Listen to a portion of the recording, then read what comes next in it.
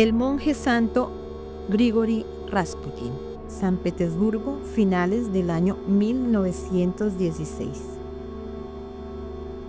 Siento que debo morir antes del año nuevo.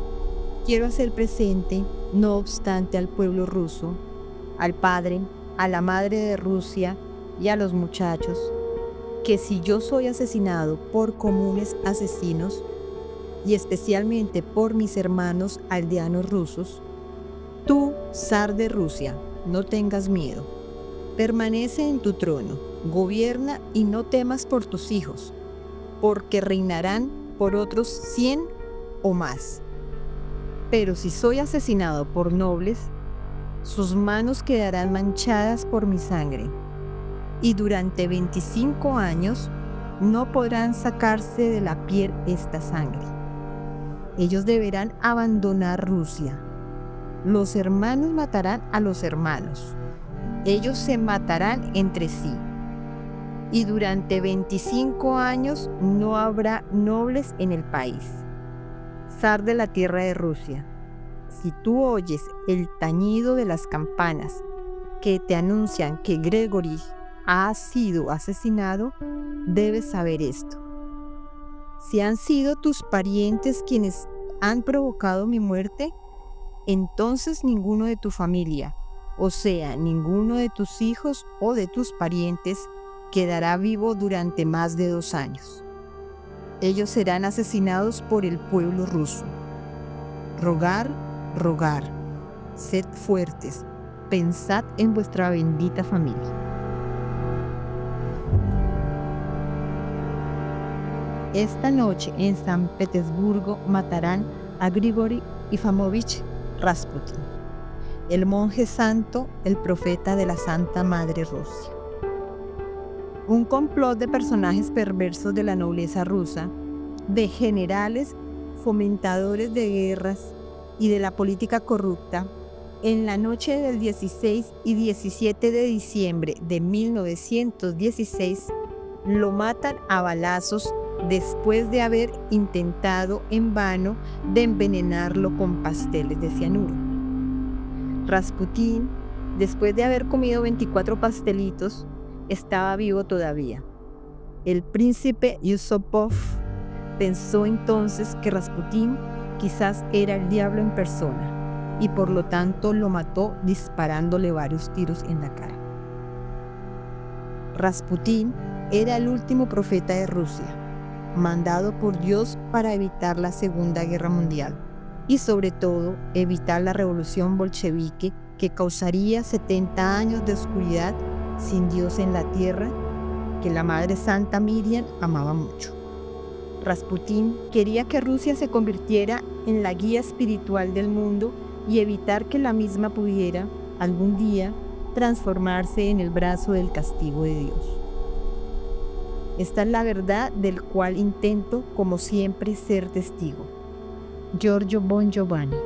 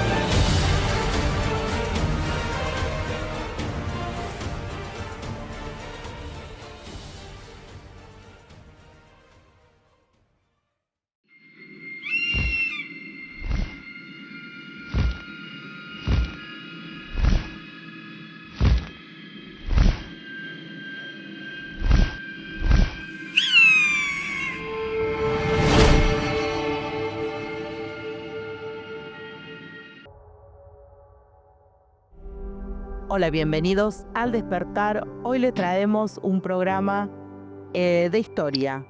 Hoy exploraremos una figura enigmática y muy controvertida de la historia, Grigori Rasputin, el místico ruso que llegó a influir en la corte del último zar.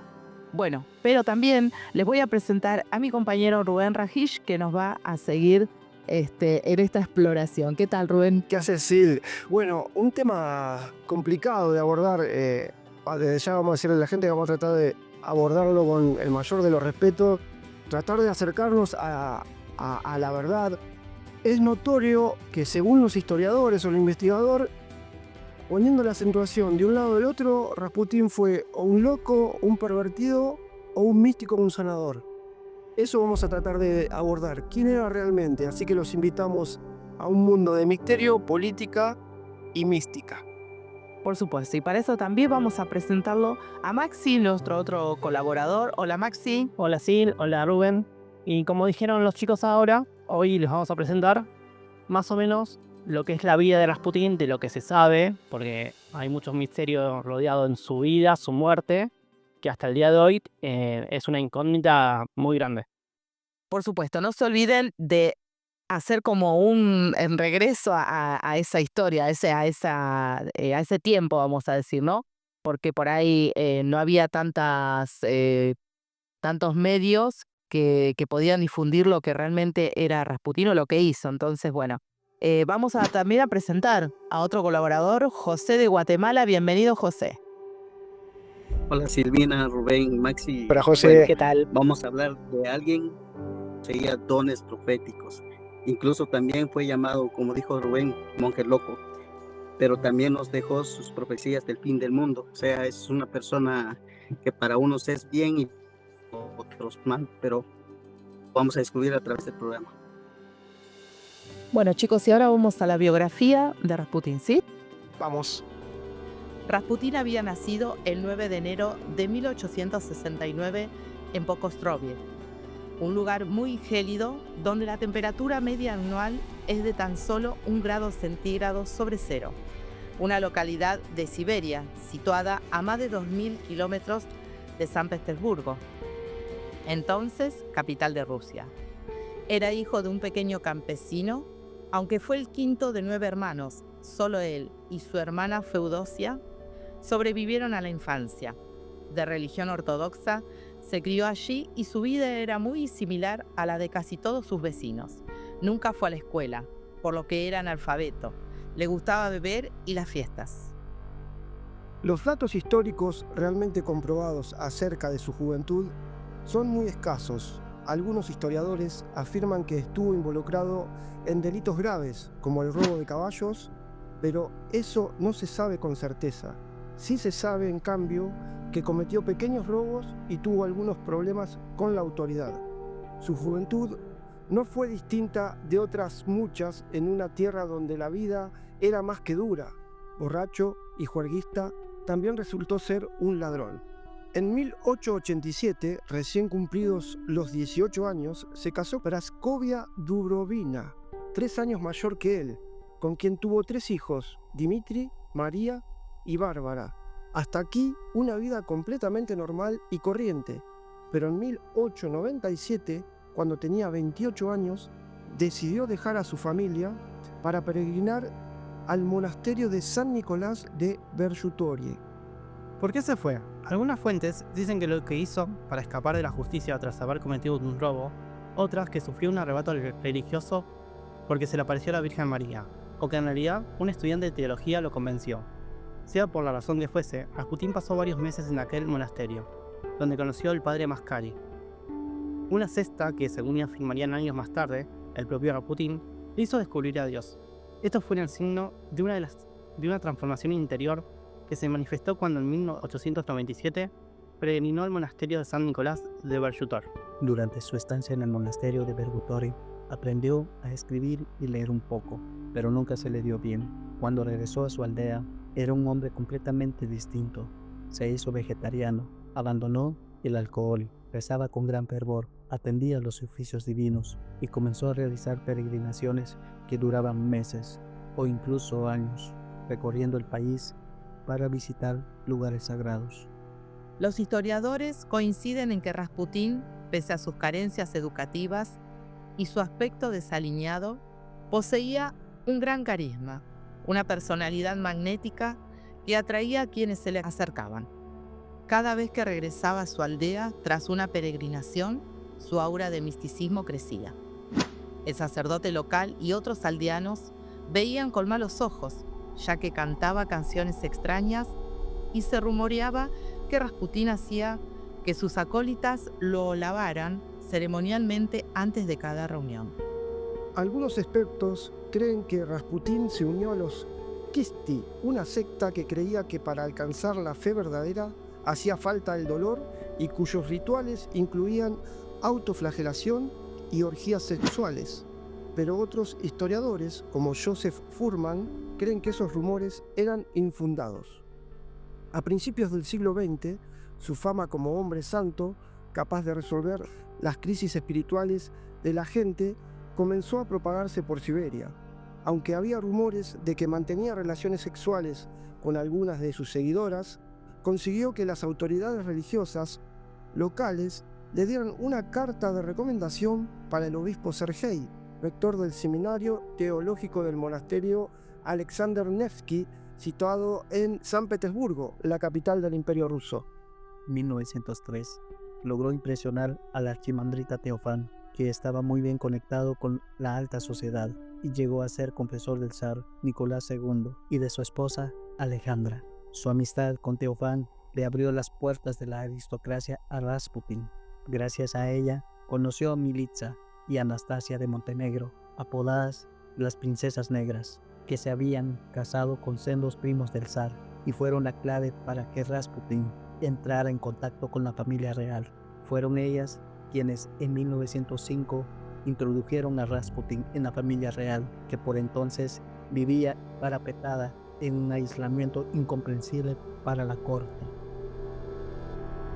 Bueno, y como dijimos, y hacemos un breve repaso y comentario de la biografía, Rasputín, gran místico, profecías, y también, bueno, de una familia muy, humilde. Él siendo un hombre sin estudios, pero llegó a la corte, al reinado, digamos, a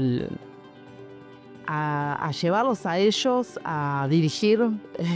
Sí, para algunos un manipulador, para otros creo que en algún momento en ese camino que, como decía vos, Sil, desde su cuna tan humilde, que creo que trabajó en el campo, campesino, pero bueno, en ese camino sinuoso de su vida, donde empezó una búsqueda espiritual, con esa secta primero y luego con monjes, seguramente en sus inicios tenía una visión muy humana y en algún momento, para mi entender, tuvo un despertar espiritual muy grande y bueno, lo condujo a estar ahí como consejero de una de las familias más poderosas en su momento, ¿no?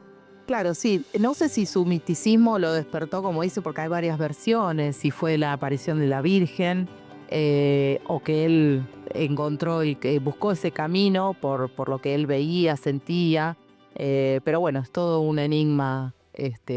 Sí, es como decíamos en la biografía, que pasó mucho tiempo en un monasterio y ahí figura como que conoció al padre Mascari, que le mostró la religión, todas esas cosas, y dicen muchos historiadores que tenía también mucho carisma y era lo que más atraía de la gente de él.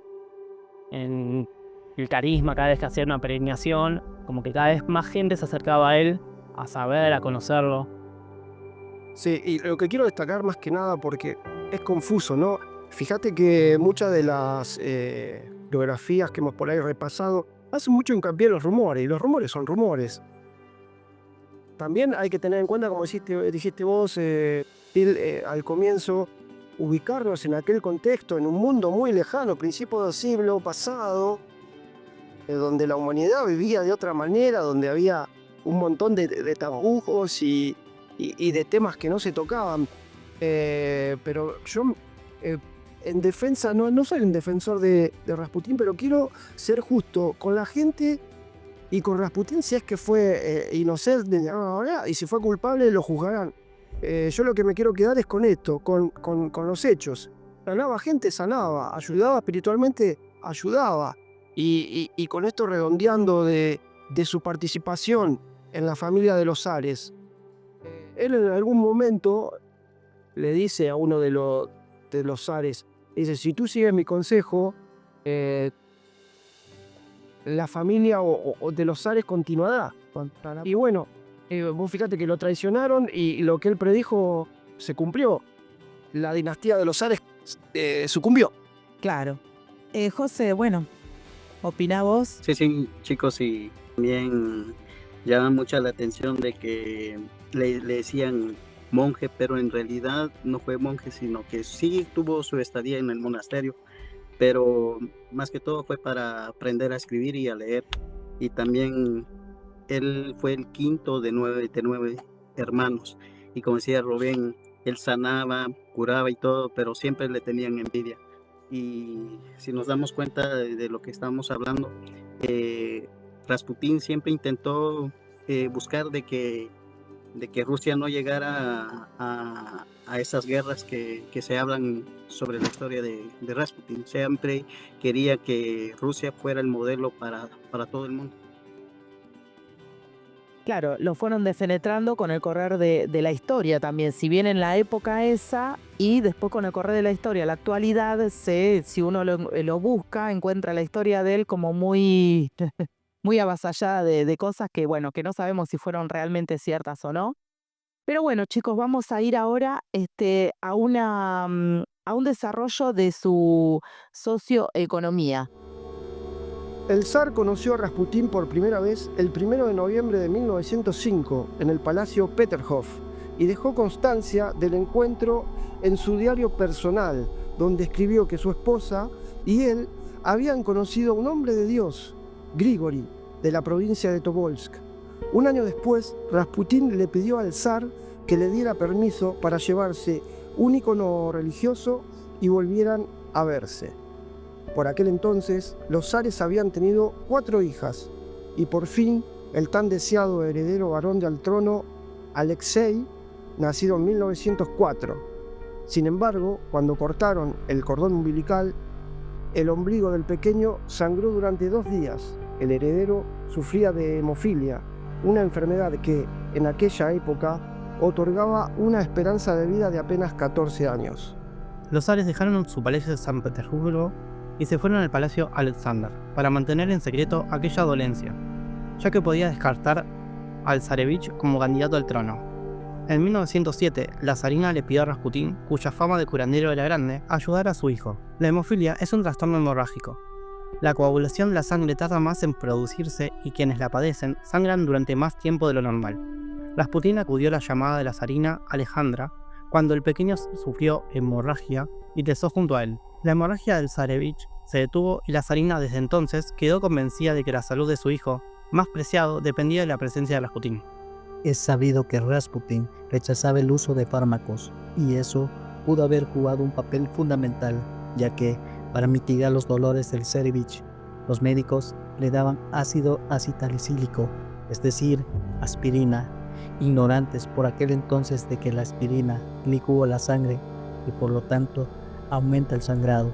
Rasputín sabía frenar el flujo de sangre presionando en determinados vasos sanguíneos, una técnica secreta que algunos campesinos usaban con el ganado para detener las hemorragias de las vacas. Algunos creen incluso que Rasputín hipnotizaba a Alexei y lo hacía entrar en trance para que dejara de sangrar.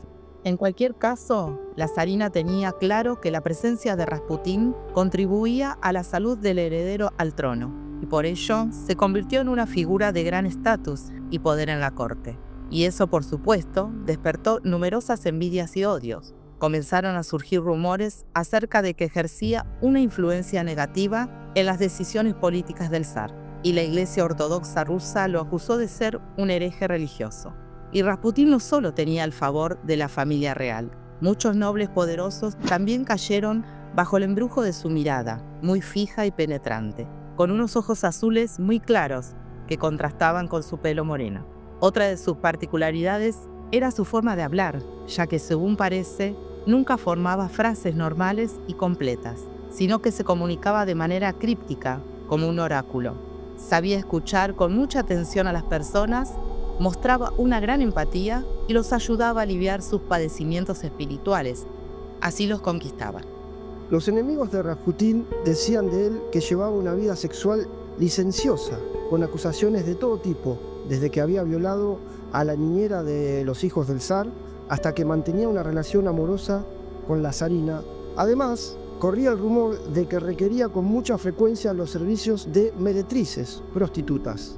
En aquella época, Rusia atravesaba una gran crisis económica y social. Desde que la servidumbre feudal había sido abolida en 1861, los dirigentes no habían sabido evolucionar hacia una economía capitalista eficaz. Se conservaban muchos comportamientos feudales y masas de campesinos sin trabajo invadían las ciudades en busca de unos puestos laborales que no existían u ofrecían unas condiciones paupérrimas. Las tensiones y el descontento crecían y el estallido de la Primera Guerra Mundial en 1914 empeoró aún más las cosas. Rusia, Reino Unido y Francia luchaban contra Alemania y Austria-Hungría. La zarina había nacido en Alemania y los británicos temían que Rasputín, quien estaba en contra de la guerra, influyera en ella para que convenciera a su marido de que firmara la paz con Alemania, lo que habría permitido a los germanos concentrarse en un solo frente y habría perjudicado mucho los intereses del Reino Unido, que habría perdido a uno de sus principales aliados en el conflicto. Así que, según algunos historiadores, los servicios secretos británicos planificaron el asesinato de Rasputín para que lo llevara a cabo un grupo de nobles rusos que lo veían como una amenaza para Rusia por su influencia sobre la zarina. Bueno, y ahora vamos a explicar brevemente cómo entra Rasputín al palacio, conoce a la familia real en ese momento. Bueno, Maxi, ¿nos explicas un poquito? Bueno, lo conoce más o menos, por lo que dice en la historia, en 1905, por medio de Teofan, que era amigo de él, y era a su vez, le abrió las puertas a la aristocracia y a todo lo que sería la alta sociedad de Rusia. Pasaron los años y, como ya bien se sabe, Rasputín era conocido por poder curar. Claro. La que sería la mujer del zar, La zarina. lo contactó porque tenían a su hijo, el heredero, con una enfermedad que en ese momento decían que tenían muy poca probabilidad de vida, que eran 14 años. Entonces, como era un gran sanador en Rusia, lo contactó y gracias a él, el hijo empezó a mejorar y bueno, ahí entró directamente a lo que sería la cuna de Rusia, del zar. Sí, quería agregar que con respecto a los detractores que son reticentes a creer que era sanador o la autenticidad de Rasputín, que por ahí sí era notorio cuando él estaba presente que el niño se calmaba, entonces atribuían que no sanaba, sino que el sangrado paraba un poco debido a eso, o que él, al conocer el mapa del cuerpo humano, presionaba en algunos lugares y detenía el sangrado. Entonces, bueno, buscándole la vuelta para sacarle el título de sanador, ¿no? También a través de la hipnosis decían que por ahí también podría parar ese sangrado, que era hemofilia, la enfermedad que tenía. Bueno, chicos, llama mucho la atención porque Rasputín rechazaba mucho el uso de los fármacos y especialmente a la aspirina. ¿Por qué? Porque la aspirina, en vez de contener las hemorragias, como que acelera más. Entonces, y también llama la atención de que a pesar de que en sus estudios no le fue tan bien, él se sabía técnicas que ni siquiera los médicos de aquel entonces se sabía. Utilizaba técnicas para parar la hemorragia. Entonces, este es lo más interesante de Rasputín. Con apoyo británico o no, en la madrugada del 30 de diciembre del año 1916, el príncipe Félix Yusupov invitó a Rasputín a una supuesta fiesta en su casa de San Petersburgo, el Palacio Moika, donde fue asesinado. ¿Qué pasó exactamente allí? Nadie lo sabe con seguridad. Así que la versión más difundida es la que escribió el propio príncipe Yusupov en sus memorias. Según explicó, invitó a Rasputín a su casa poco después de la medianoche y lo condujo al sótano para tomar algo mientras llegaba el resto de los invitados. Yusupov le ofreció té y unos pasteles que habían sido elaborados con cianuro. Rasputín se los comió y, para sorpresa de Yusupov, no sufrió ningún efecto. Así que le sirvió un vino de Madeira que también estaba envenenado. Rasputín se tomó 3 vasos y nada. En torno a las 2:30 de la mañana, el dueño de la casa se excusó y subió a la planta principal, donde lo esperaban el resto de los conspiradores. Uno de ellos le dio un revólver y Yusupov bajó de nuevo. Le recomendó a Rasputín que rezara una oración y le disparó en el pecho. Los conspiradores tomaron el abrigo y el sombrero de Rasputín. Uno de ellos se los puso para hacerse pasar por él y se marcharon todos a casa del asesinado para que los posibles testigos pensaran que había salido de casa de Yusupov con vida. Pero cuando regresaron al Palacio Moika para deshacerse del cadáver y Yusupov bajó al sótano, Rasputín se levantó de un salto y atacó a su anfitrión, que logró escapar de él y huyó escaleras arriba. Rasputín lo persiguió hasta el patio, donde otro de los asesinos, Puriskevich, le disparó 2 veces en el pecho y le golpeó brutalmente en la sien. Luego cubrieron su cuerpo con cadenas y lo arrojaron a las gélidas aguas, exhumó el cadáver y lo quemó, para que su tumba no se convirtiera en un punto de reunión para partidarios de la antigua reforma. Bueno, y entramos al final de la historia de Rasputín, ¿no? De la muerte del 30 de diciembre, que está confabulado con todos, digamos, los parientes del zar para eliminarlo del sistema. Sí, el asesinato, ¿no? Acá, bueno, como decíamos, lo concreto y los hechos marcan que ni el veneno lo pudo matar, ni los tiros, y que en teoría, porque algunos sostienen que hasta no habría muerto tampoco, pero bueno, que lo que lo habría matado en realidad fue la asfixia. O sea, entonces, para los detractores, como vuelvo a decir, que no creían en la figura de Rasputín, algo místico, algo misterioso lo rodeaba, porque un ser humano cualquiera no soportaba la cantidad de veneno que le dieron cuando le dieron los tiros.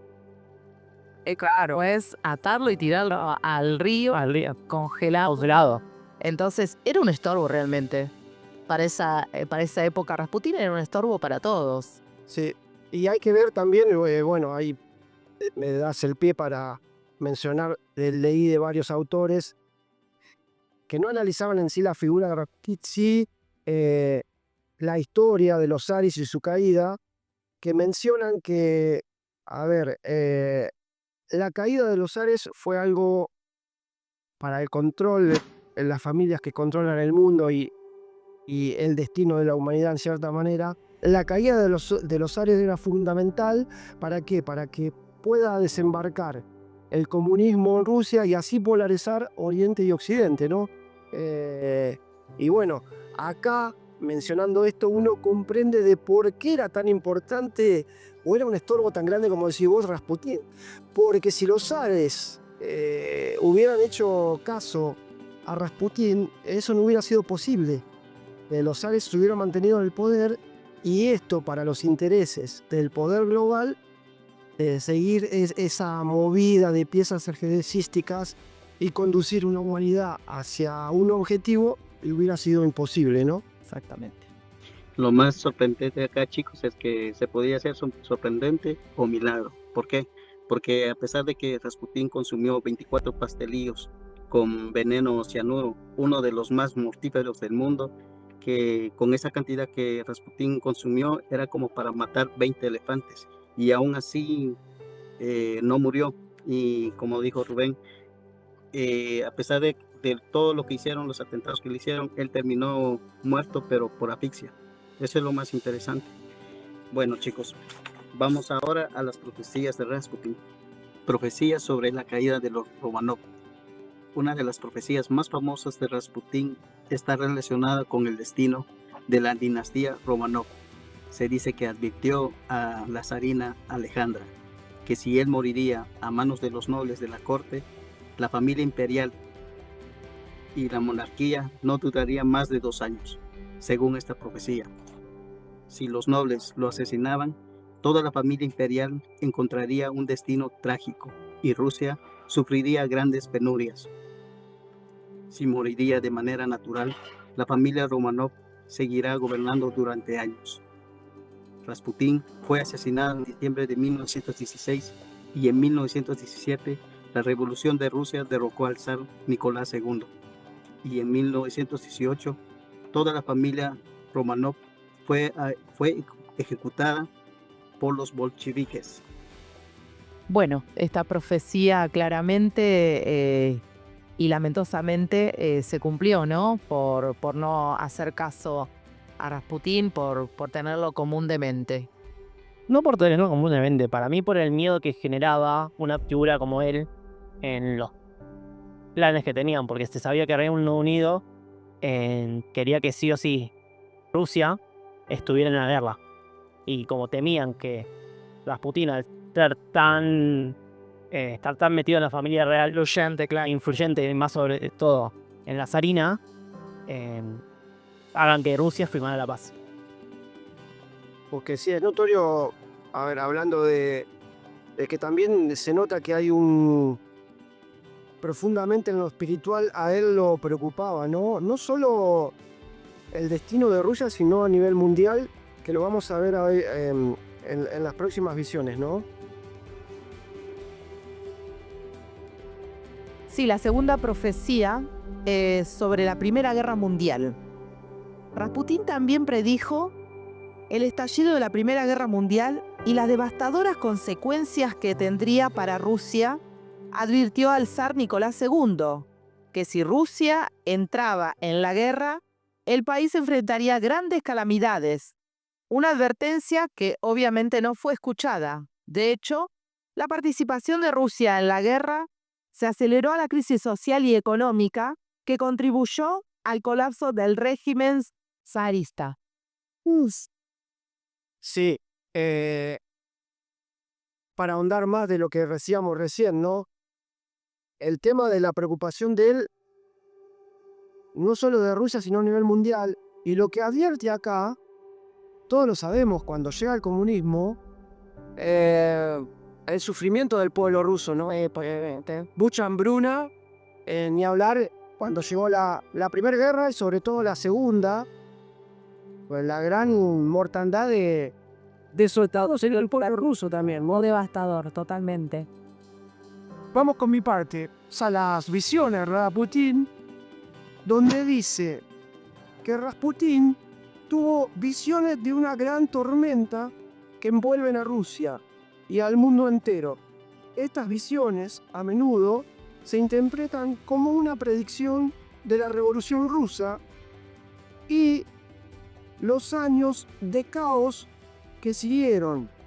Hablaba de un sufrimiento inmerso de guerra y de hambruna y la muerte de muchas personas, lo que también se asocia a los conflictos revolucionarios y la guerra civil rusa. Bueno, un poco eso expresa más de lo que mencionábamos recién, ¿no? Sí, totalmente.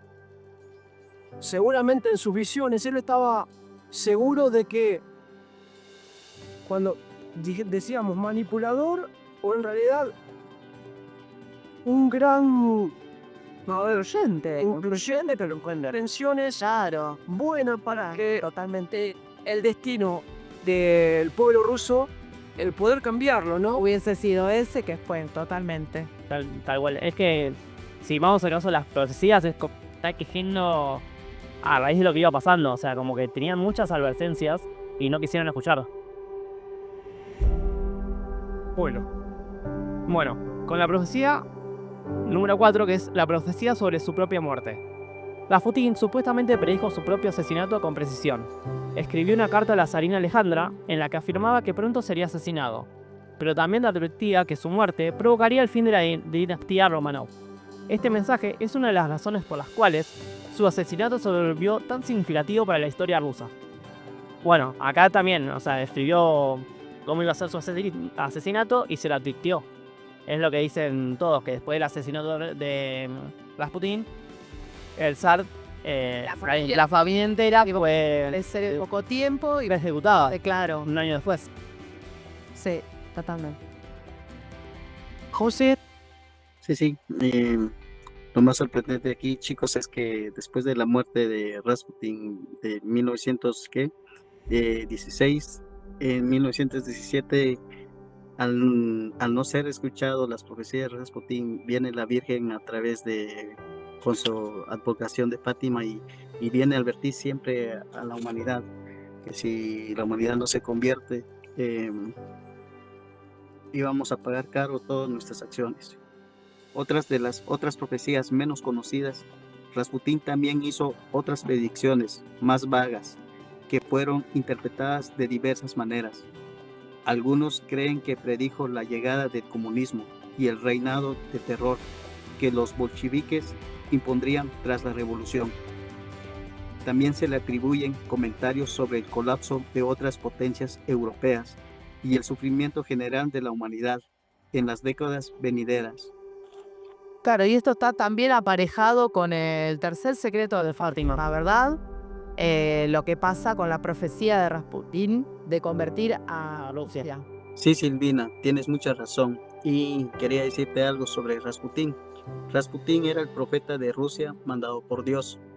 Rasputín quería que Rusia se convirtiera en la guía espiritual del mundo y evitar que la misma pudiera algún día transformarse en el brazo castigador de la humanidad. Y eso nos hace recordar el tercer secreto de Fátima. En 1916, diciembre, muere Rasputín y en 1917, el 13 de mayo, fue la aparición de la Virgen de Fátima a los 3 pastorcitos para intentar y evitar una tercera guerra nuclear. Y si vemos acá, hay una conexión entre Rasputín y la Virgen de Fátima. Y la Virgen le dice a los 3 niños que Rusia debería ser consagrado al corazón inmaculado de la Virgen. Pero fue una pedida simbólica. Quizás fue para ver la obediencia de la humanidad. También Rasputín era un hombre de Dios. Y también nos hace recordar que el espíritu de Eugenio Zaragoza estaba personificado por la esencia de Rasputín. Prácticamente fue un mutante. Rasputín regresó de nuevo a través de Eugenio Zaragoza. Bueno, nos despedimos, chicos. Gracias por estar, gracias por colaborarnos, gracias, José. Gracias, Divina, Rubén y Maxi. Bueno, y esperemos, y espero que la humanidad se dé cuenta que siempre las profecías están ahí para advertirnos, pero somos nosotros los que realmente no nos damos cuenta y siempre ignoramos siempre las advertencias del cielo. Sí, espero que haber sido justos con la gente, con la historia. Hay que entender, como decíamos, de estos hechos ha pasado ya la época que muere, tiempo largo, y bueno, hay momentos que se magnifican y otros que por ahí quedan ocultos. No sabemos si en algún momento la historia de Rasputín fue manipulada y en cierta manera por los medios tergiversada. Yo creo que sí, creo que sí. Entonces, realmente no podemos poner un voto de juicio sobre la personalidad de Rasputín. Simplemente, nada, como dije anteriormente, fijarnos en los hechos, qué es lo que dejó su obra o su vida, su paso por este mundo, y si es más lo bueno que lo malo, no poner una balanza y ahí sí poder emitir un juicio de quién realmente fue, ¿no? Claro, destacar los milagros, destacar las profecías y las curaciones que se hicieron, que habla por sí solo, más allá de que invente lo que hayan inventado la prensa durante todos estos pasos de correr de los años, pero, como vos decís, los hechos hablan por sí solos. Sí, tal cual. Espero que en este programa que como que descubran un poco más sobre lo que fue Rasputín y que hasta el día de hoy hay muchas profecías que se hablan, que siempre salta a la luz algo nuevo, y espero que con esto tengan un poco más de información y salen sus propias conclusiones. Totalmente. Bueno, gracias a todos. No se olviden de suscribirse, de compartir, de dar me gusta y toquen la campanita, para que los videos que llegamos, los programas nuevos, los anuncien. Pero no se olviden y quédense todavía porque al final tenemos un audio de una entrevista realizada de Claudio Rojas, Juan Alberto Rambaldo, Daniel Rodrigo y Fabián Ranieri a nuestro amado Giorgio Bongiovanni, que justamente habla de Rasputín. Hasta la próxima. Giorgio, te quiero llevar unos meses antes de que apareciera la Virgen en Fátima, en el año 1817, porque hubo un personaje, un profeta allí en Rusia, 1900. en 1916, ya unos meses antes, Sí. que es asesinado, Gregory Rasputin, y que estaba destinado a cambiar Rusia, y que Rusia fuese el faro, digamos, un faro en el mundo, un faro de luz, para convertirla y ser Rusia, digamos, el que lleve adelante el cambio en todo el mundo. Y lo asesinan. Correcto. Y no es casualidad entonces que unos meses después apareciera la Virgen en Fátima. No, es un hilo invisible que relaciona las dos cosas. Uh-huh. Porque Rasputin, sí. Rasputin era el apóstol Juan, enviado en Rusia para acompañar la Santa Madre Rusia a ser la madre evangélica del mundo. Matándolo, y yo conozco el complot de memoria, lo estudié, nuestro maestro Eugenio me lo enseñó porque él decía que era la reencarnación de Rasputin y yo lo creo. Y conocí la historia de Rasputin en forma muy profunda, hasta visité San Pietroburgo, hice muchos estudios. El complot salió de Gran Bretaña, el servicio de inteligencia, que pagó a los mercenarios, el diputado Puriskevich, el príncipe Yusupov y dos más del servicio de inteligencia de le disparar. Primero envenenaron a Rasputin con 23 pastelitos envenenados con cianuro. Cianuro que podían matar a 20 caballos. No murió, al contrario, le gustaban.